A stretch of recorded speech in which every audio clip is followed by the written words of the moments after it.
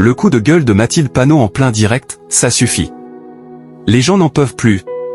Les bandeaux de CNews, la grogne des chauffeurs de taxi mais aussi la constitution du budget 2026 ont représenté quelques-uns des thèmes abordés par Mathilde Panot dans son « Face à face » du mercredi 28 mai 2025 sur BFM TV.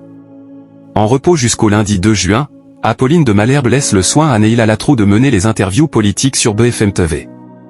Cette dernière a interrogé Mathilde Panot le mercredi 28 mai. Alors que François Bayrou a prévenu Apolline de Malherbe qu'il resterait insensible aux doléances des chauffeurs de taxi, Mathilde Panot a pris le contre-pied du Premier ministre. Ces gens sont des hypocrites.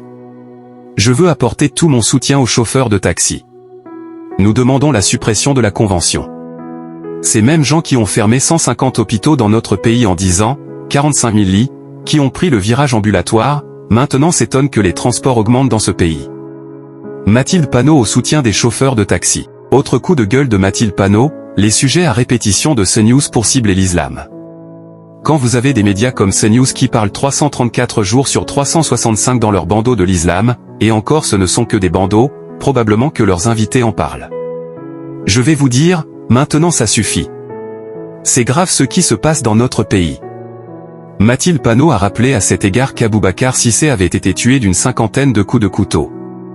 Cet entretien entre ces deux femmes a été plus détendu que dans un récent passé. En novembre 2024, la journaliste et son invité avaient eu un vif échange à l'occasion de BFM Politique. La joker d'Apolline de Malherbe avait repris une proposition de loi de Mathilde Panot pour abroger le délit d'apologie de terrorisme et l'avait interrogé ainsi « Qu'est-ce qui vous a pris Mathilde Panot ?» La figure LFiste avait vivement répliqué « Il faut lire jusqu'au bout. » Enfin, je ne vais pas apprendre aux journalistes de lire jusqu'au bout. BFM TV encore loin derrière CNews. Ce mercredi 28 mai, BFM TV a de nouveau été battu par CNews sur l'ensemble de la journée avec 2,8% des téléspectateurs au rendez-vous, à un point derrière sa rivale. Quant à Neila Latroux, elle a achevé son intérim de 3 jours en s'entretenant avec Marine Le Pen qui n'était pas en plateau mais à distance depuis la Nouvelle-Calédonie.